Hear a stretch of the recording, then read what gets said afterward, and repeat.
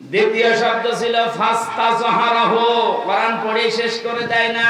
যে ব্যক্তি কোরআনকে ইজহার করার চেষ্টা চালায়, যারা আরবি গ্রামার বোঝে, ফাস্তাজহারাহু এই শব্দের ব্যাখ্যা আমি যত পেয়েছি, আধুনিক ব্যাখ্যা হচ্ছে প্রকাশ করা, ইজহার করা, দাঁড় করানো, স্পষ্ট করা, কায়েম করা, বিজয় করা।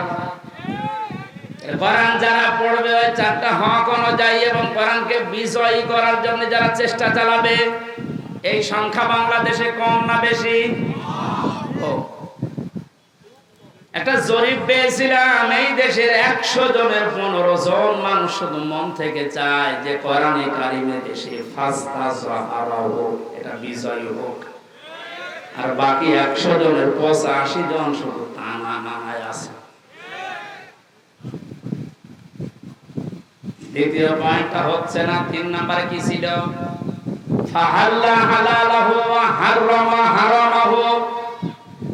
যে ব্যক্তি কোরআনকে ইজহার করতে পারে, এই ব্যক্তি হালালকে হালাল মানবে, হারামকে হারাম জেনে ছেড়ে দেবে। আদখালাহুল্লাহুল জান্নাহ, নবীজি বলেন আল্লাহ তাকে জান্নাতে দিয়ে দিয়েছে। জান্নাতে দেবে, হ্যাঁ দিয়ে দিয়েছে। শব্দটার দিকে আমি খেয়াল করে চিন্তা ভাবনা করেছিলাম, নবীজি অতীতের শব্দ বললেন কেন? এটা পাস্ট, এটা মাজি। আদখালা ইউদখিলু, নবীজি মোজারে দিতে পারতেন, মাজি দিলেন, অতীতের পাস্ট দিয়েছেন কেন? তার মানে পরিবার, সমাজ এবং রাষ্ট্রে যদি কোরআন বিজয় থাকে, ওখানে হালালকে হালাল মানা আর হারামকে হারাম জেনে ছেড়ে দেয়। সহজ। যে সমাজে, যে দেশে কোরআন বিজয় নেই, ওখানে হালালকে হালাল জানার পর আপনি মানতে পারবেন না। একবার বলছেন, হারামকে হারাম জানার পর আপনি ছেড়ে দিতে পারবেন না।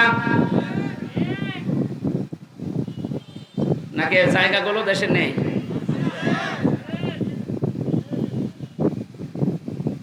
এই জন্য প্রতিটি শব্দের আগে দেখবেন ফা দেওয়া আছে। মান করাল কোরআনা ফাস্তাজহারাহু ফাহাল্লা হালালাহু, সব ফা দিয়ে আরম্ভ।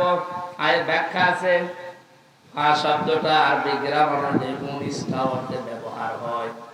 এখানে যে ফা দিয়ে নবী যে বাক্যগুলো আরম্ভ করছেন, প্রতিটির পেছনে লুকিয়ে আছে। আগেরটা যদি মানতে পারো, পরের ফল দেখতে পাবে।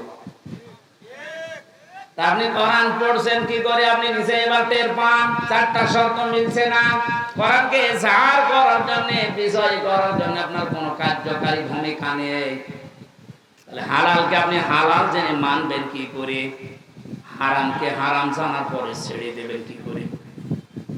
আদখালাহুল্লাহুল জান্নাত পরে, এর পরে শব্দে বেশি ওয়াশাফাহু ফি আশারাতিন মিন আহলি বাইতিহি কুল্লুহুম ক্বাদ ওয়াজাবাত লাহুন নার। বিশ্বনবী বলেন, সত্যি যদি আল্লাহ রাব্বুল আলামিনের হারামকে হারাম জানার পরে তুমি ছেড়ে দিতে পারো, হালালকে হালাল জেনে আঁকড়িয়ে ধরতে পারো, আল্লাহ তোমাকে শুধু জান্নাতে দেবে না, তোমার সুপারিশে পরিবারের 10 জন মানুষকে জান্নাতে দিয়ে দেবে। যাদের উপরে জাহান্নাম অবধারিত হয়ে গিয়েছিল, যে কোরআন শুনতে এসেছে, আপনি বুঝলেন এর মর্যাদা কোথায়? আল্লাহ পাকে হাদিসটা আমাদের প্র্যাকটিক্যাল লাইফে সেট করার তৌফিক দান করেন। আমিন।